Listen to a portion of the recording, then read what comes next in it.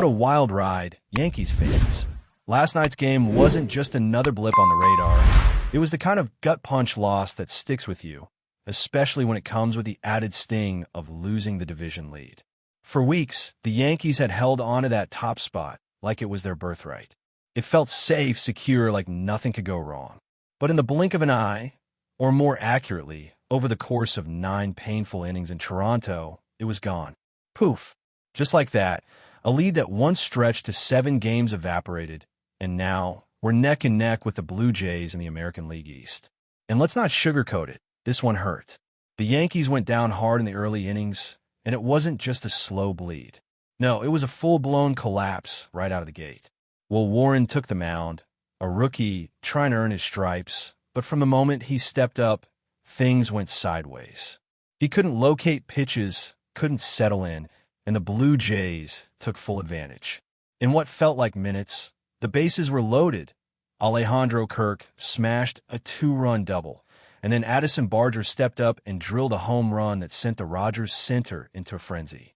It was 5-0 before most fans had even finished their first hot dog, and Warren wasn't done struggling.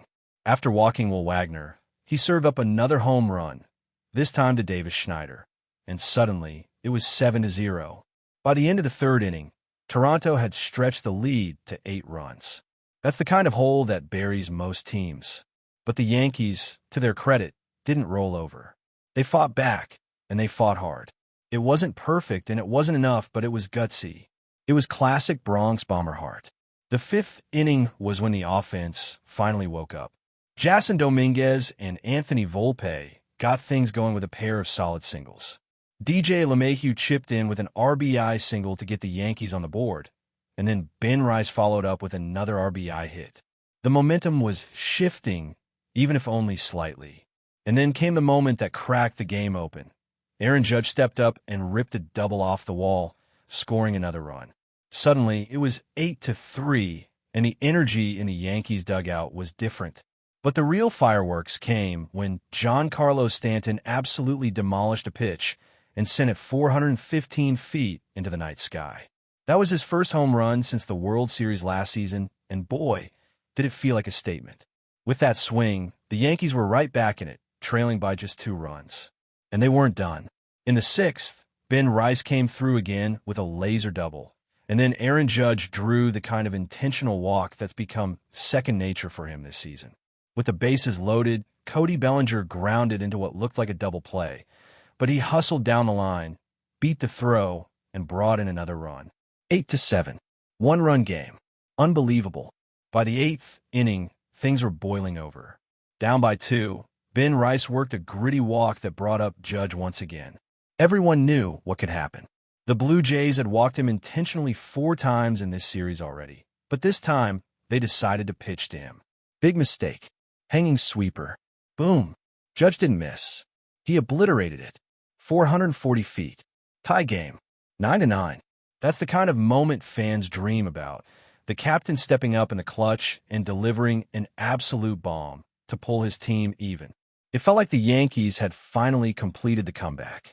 The momentum was all theirs. But baseball doesn't always follow the script, and unfortunately, this one had a bitter twist. Devin Williams came in for the Yankees in the bottom of the 8th. He's been solid most of the season, a guy you can usually count on in high-leverage spots. But this outing? Not his finest hour. He issued a walk, gave up a stolen base, and then a deep fly put the go-ahead run on third. What happened next was just brutal. Williams spiked a changeup, and Ben Rice, still getting used to life behind the plate in the big leagues, couldn't block it. The ball slipped away, the run scored, and just like that, the Blue Jays were back on top. Then, to make matters worse, Barger came up again and added an insurance run with another RBI single. 11-9. The Yankees tried to mount one last rally in the 9th, even got the tying run on base, but the magic ran out. That was it. Final score, 11-9, Toronto. And with that, the division lead was gone. Let's not forget, this was the 3rd straight loss to the Blue Jays in this crucial series. 3 in a row. At a time when every game matters, this stretch is proving costly. It's also the 13th loss in the Yankees' last 19 games, a slide that no one saw coming after such a dominant start to the season. What's clear now is that the team is in the middle of a rough patch. And it's not just the pitching or the hitting, it's both. The bullpen's been shaky, the starting rotation inconsistent, and even with the offense putting up runs, it hasn't been enough to offset the damage. Now, there's still a lot of baseball left. Over 70 games, in fact. That's a lot of time to right the ship. But what's crucial now is how the team responds. Will Warren, for instance, his start was rough, no doubt about it. But he's a rookie, and these kinds of outings are part of the learning curve. The question is how he bounces back. Can he learn from this? Can the team help him adjust? Because the Yankees are going to need depth down the stretch. And speaking of depth, the front office isn't sitting still. In a roster move that turned some heads, the Yankees made a quick bullpen shuffle. Right-hander Clayton Beeter got the call up from AAA Scranton/Wilkes-Barre, while Jeff Hartlieb was designated for assignment. That was fast. Hartlieb had just been called up and barely had time to unpack. He pitched 1 inning, gave up 3 runs, and now he's off the roster. It's a cold business sometimes, especially when you're trying to stay in contention. Hartlieb had actually been performing pretty well in AAA before the call-up, with over 30 innings pitched and an earned run average in the low 3s. His strikeout rate was solid, and his slider usage had gone way up this season. Over 53% of his pitches in the minors were sliders, a career high. The adjustment was working for him in the minors, but unfortunately, that didn't translate in his brief big league stint. If he clears waivers, he might stick around in the system. If not, he could be looking at free agency once again. Meanwhile, Beeter comes in with fresh legs and a chance to contribute. The bullpen has been under a lot of pressure lately, especially with Fernando Cruz landing on the injured list with a serious oblique strain. That's a tough blow. Cruz had been outstanding, posting a 3.0 ERA with a ridiculous strikeout rate of over 41%. His splitter has been one of the most unhittable pitches in baseball, with opponents batting barely above .130 against it. Losing him hurts, no question about it. Well, Warren was supposed to be part of the solution. He had dominated in AAA, showing poise, sharp command, and enough movement on his pitches to keep hitters honest. But that debut was a mess. No command, no rhythm, and no chance. You almost felt bad for the kid, thrown into the fire on the road against a hot lineup with first place on the line. That's trial by inferno, not trial by fire. It's not the end of the world, of course. Rookies get shelled all the time, but the Yankees don't have the luxury of easing anyone into the mix right now. Every inning matters, and that's the theme of this entire stretch. Every single inning matters, because even though it's July, the AL East isn't waiting for the Yankees to figure it out. The Blue Jays are coming hard. The Orioles? Still lurking, still dangerous. Tampa Bay might be a mess, but they're not going to just disappear either. There's no margin for error anymore, especially when you're dropping series to your direct competition. A 3-game sweep by Toronto doesn't just sting, it shifts the power dynamic. That's their message. They're not afraid of the Yankees. They're not just trying to keep up, they're trying to take over. And right now, they're doing just that. It's not all doom and gloom, though. If you zoom out, you'll see this team still has a winning record. They're still one of the best teams in the league by a lot of metrics. But the problem is the trend. It's been heading in the wrong direction for weeks. And even though the offense has started to show life again, especially in these last few games, it's not enough when the pitching just can't keep the opponent off the board. What's even more telling is how the manager, the front office, and even the players are talking about it. There's a tone shift. Earlier in the season, there was this unshakable confidence. Not arrogance, but certainty. That's gone. Now you're hearing words like urgency, adjustments, accountability. That's how you talk when you're trying to stop a skid, not when you're riding a wave. And that urgency is showing up in every part of the organization. Like when they DFA'd Hartlieb after just 1 appearance. That was a message, loud and clear. No more room for error. No more second chances. Produce or be replaced. And let's be fair, the offense isn't the main problem right now. You've got Aaron Judge doing what Aaron Judge does. He's slugging, he's getting on base, he's leading. The guy is practically a cheat code at this point. Stanton, after months of frustration and false starts, might finally be heating up. That home run was a rocket, and more importantly, it came in a moment that mattered. That's the version of Stanton this team desperately needs. Not just a power threat, but a clutch one. Then there's Ben Rice. This kid came up without a lot of hype, but he's been swinging the bat like he belongs. Multiple hits, grinding at-bats, driving in runs.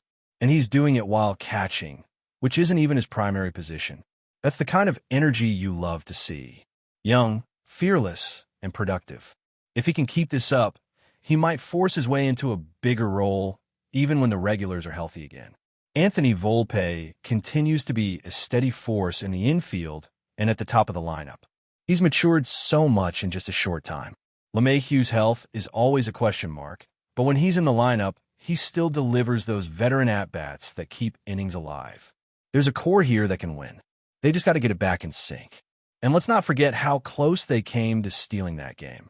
Down by 7, clawing all the way back to tie it. That's grit. That's fight. That's character. But it's also not enough if the bullpen can't slam the door shut.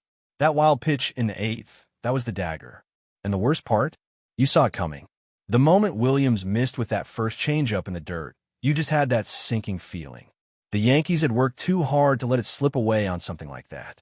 But that's baseball. Sometimes it's the big mistakes that hurt. Other times, it's the small ones. So what now? The schedule doesn't get easier. The pressure doesn't lift. And the front office has to be seriously looking at trade options now. Whether it's bullpen help, another starter, or maybe even a bat if the right deal comes along. Something has to give. Because if you don't patch the leaks now, you risk sinking deeper into the standings, and no one wants to be playing catch-up in September. But more than trades or transactions, the answer has to come from inside the clubhouse.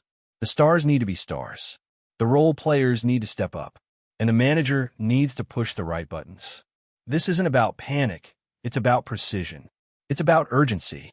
You've got over 70 games left, sure, but those games will fly by if you're not locked in. And right now, the Yankees are teetering between two paths, one that leads to redemption and one that leads to regret. The good news? They've been here before. They know what it takes to weather storms. The roster is built for October, not just July. But you've got to get there first. And the AL East doesn't hand out invites. You've got to earn it. Every series, every inning, every pitch. Tomorrow is another chance. Another game. Another moment to shift the narrative. And if there's one thing about the Yankees, it's this. They don't stay down for long. But before we continue, please remember to join our channel and give this video a like. Your support allows us to keep bringing you the latest news about the New York Yankees. Feel free to share your thoughts on the news in the comments. In what could be one of the most stunning moves of the MLB offseason, whispers around the league suggest that Giancarlo Stanton's time in the Bronx may be officially over. According to multiple unconfirmed sources, the New York Yankees have reportedly agreed to trade the former MVP to the Seattle Mariners, signaling a dramatic shift for both organizations. While no official confirmation has been made, insiders claim the deal is either in the final stages or already done behind closed doors. If true, this marks the end of an era for Stanton and pinstripes, a tenure filled with towering home runs, frustrating injuries, and endless debates among Yankees fans. Stanton, who arrived in New York with massive expectations after his 59-homer season in Miami, never quite lived up to the sky-high hopes. Despite flashes of brilliance and postseason power surges, his time in the Bronx has often been defined more by time spent on the injured list than by consistent dominance at the plate. For the Mariners, acquiring Stanton could be seen as an aggressive, win-now move. Seattle has been on the cusp of playoff relevance in recent seasons, and a power bat like Stanton's, assuming he can stay healthy, might be just the jolt their lineup needs. The Mariners have been rumored to be looking for veteran leadership and a middle-of-the-order presence, and Stanton certainly fits the bill. Speculation has already begun about what the Yankees might receive in return. Some suggest a package of young arms, while others believe this could be more of a salary dump than a talent swap, as the Yankees look to free up payroll for other big moves. Names haven't yet surfaced, but don't be surprised if prospects or bullpen depth are part of the return package. While fans in Seattle are cautiously optimistic, Yankees fans are left divided. Some feel it's time to move on, pointing to Stanton's declining numbers and lack of durability. Others wonder whether New York is giving up on a player who still has the raw power to change games in an instant. Whether this is just smoke or there's fire behind the rumor, one thing is clear. Giancarlo Stanton's future is suddenly the talk of the baseball world. That's it for this update. If you enjoyed the video and want to keep receiving exclusive news about the New York Yankees, please subscribe to our channel and give us a like. We always appreciate your comments and opinions. See you in the next video.